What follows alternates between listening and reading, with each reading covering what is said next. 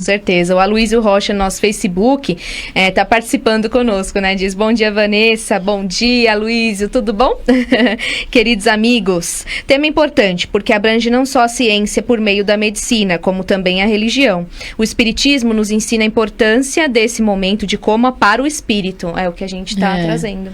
Exatamente. E a gente, como espírita, a gente sabe, né, que aquele aparente mal, na verdade, pode ser um grande bem para o espírito, como a gente estava falando anteriormente, né? Então, um processo de doença, um processo de desemprego, né? Todos esses processos que aparentemente exigem mais da gente, né? Mais paciência, mais tolerância, mais amor, mais tudo, né? São processos de cura. Então a gente tem esses enfrentamentos que é para como espírito a gente poder evoluir, né? Agora você imagine você viver, né? E muitas pessoas que estão nos assistindo devem já ter vivido ou passando por situações semelhantes. Você ter um parente seu, um ente querido nessa situação, ou você mesmo nessa situação. Então, que provas maravilhosas, que experiências maravilhosas para todos aqueles que estão envolvidos emocionalmente com esse espírito, com essa pessoa, né? Prova de amor, imagine, você ter acompanhar a pessoa dias e dias no hospital, você não sabe se a pessoa está te ouvindo, se não está te ouvindo, se vai retornar daquela situação ou não, se aquilo vai evoluir para um óbito, e você vive ali naquele desprendimento, naquele amor, né? Tem que ter muita fé. Muita fé e muito amor também, né? E para o próprio espírito também, né? De repente ele vinha ali numa vida atribulada, tal, muito materialista, e de repente para tudo, e como o Edson mesmo falou, ele começa a perceber, poxa, não é bem por aí, a vida é mais do que isso, olha o que eu estou vendo aqui. A experiência que eu tenho aqui como espírito não é tão materialista como eu imaginava, então eu mudo meus conceitos básicos de vida. Tem um despertar aí. Tem um despertar e traz essa experiência para o seu âmbito familiar, né? Isso inclusive nos faz, diante do que você está falando, nos faz pensar por que pessoas passam por isso e outras não. Isso, exatamente. Assim como tem pessoas, como eu já falei aqui, entram em coma e não trazem lembranças, e outras que entram em coma e trazem lembranças. Quer dizer, o que é que leva a isso, né? Aí vai mais ou menos do grau de intensidade ou de necessidade espiritual de cada um. Eu acho que o importante é, a partir do momento que a gente tem essa compreensão de que o espírito, né, no momento que você está em coma, inconsciente fisicamente, o teu espírito está ativo. Se a gente tiver esse tipo de consciência, então a forma como a gente tem que tratar do tema, né, ela passa a ser outra. Então você, por exemplo, como familiar de alguém que está numa situação dessa, você tendo essa crença de que ele, espiritualmente falando, está ativo, você vai tratar das questões de uma outra maneira. Sim. Né? Você não vai se deixar influenciar aí por coisas que você desconhece e tal. Você tendo essa consciência, tendo esse conhecimento, você vai tratar do tema de forma diferente, né? Inclusive essa própria inter-relação com o corpo, pessoa, né? O corpo está lá, mas o corpo está inerte, mas aí você já tem uma outra então você tendo essa certeza, né? de que o espírito está ativo, você pode tratar de temas, né? E lembrado como estará aquele espírito nessa experiência, né?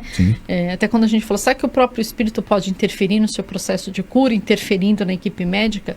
Mas vamos tentar imaginar, né? Vamos fazer um exercício, tentar imaginar, né? Se fôssemos nós como espíritos vivendo a situação, será que a gente desperta na espiritualidade? Legal, estou num processo aqui de coma, que bacana, que experiência massa para minha evolução.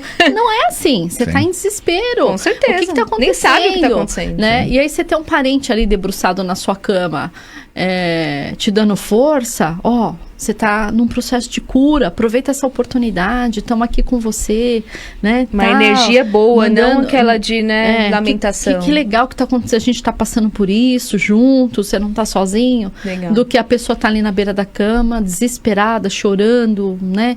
Transmitindo mais desespero. É outra energia. Né? A gente tem hoje condições de buscar informações para passar por essa situação da melhor maneira possível. Sim. É uma novidade para todo mundo, né? É uma experiência nova para todo mundo, mas você ter confiança, você ter fé, principalmente a consciência da vida espiritual, né? Facilita muito. Facilita você quer demais. Ver uma outra coisa interessante? Crianças que entram em coma. crianças também entram em coma? Também entram. Então tem relatos interessantes. Tem um médico americano, ele chama Melvin Morse.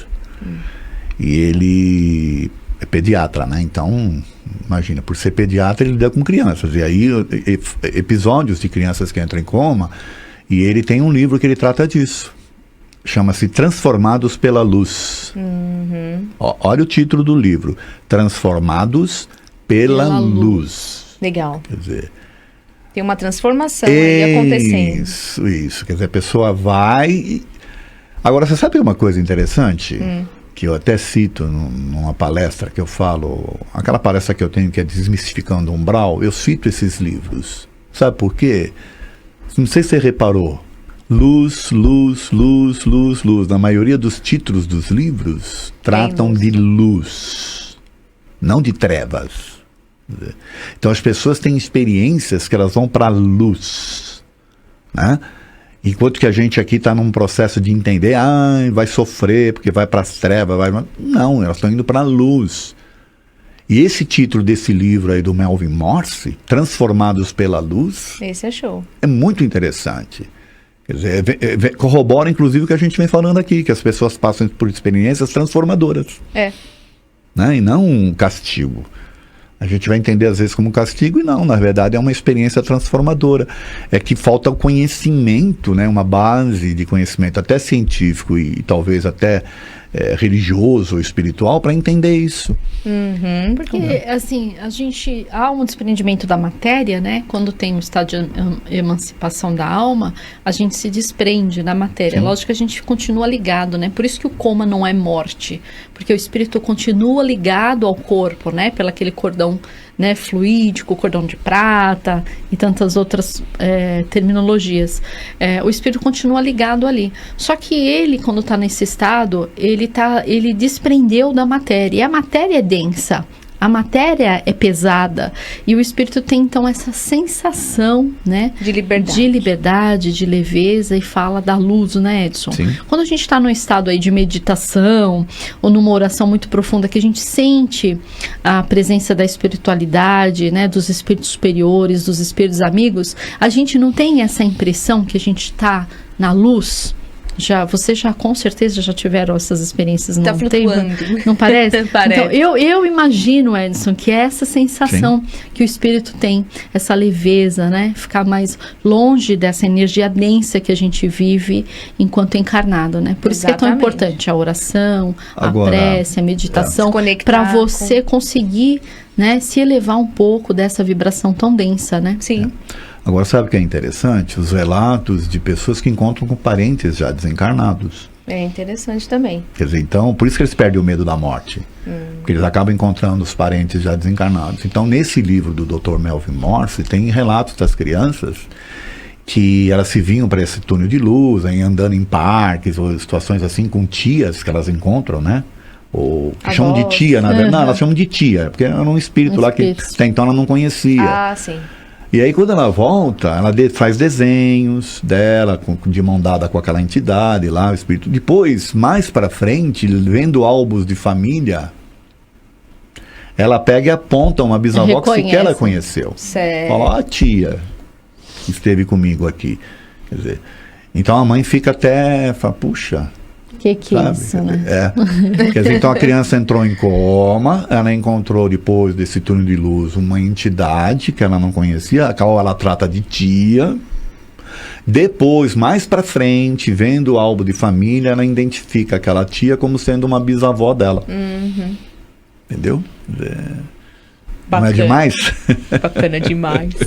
Daniela Silvestre, no nosso Facebook, diz: bom dia, minha mãe ficou 40 dias em coma. Ela não lembra de nada. Ela acordou pedindo Coca-Cola. Mas ela sempre fala para tomar cuidado com as palavras. Porque uma semana antes ela reclamava com minha avó que estava cansada, que gostaria de dormir dias sem parar. Enfim, a moto que atingiu ela foi bem em frente ao HC aqui de Ribeirão e o socorro ocorreu na hora. Ela fala que com certeza isso ocorreu para ela ter forças para as provas da vida que ocorreu com ela logo depois. Olha que coisa. Ela não tem lembrança, né? Então não é uma EQM, vamos assim dizer. mas ela tem uma certa consciência da razão que ela entrou em coma.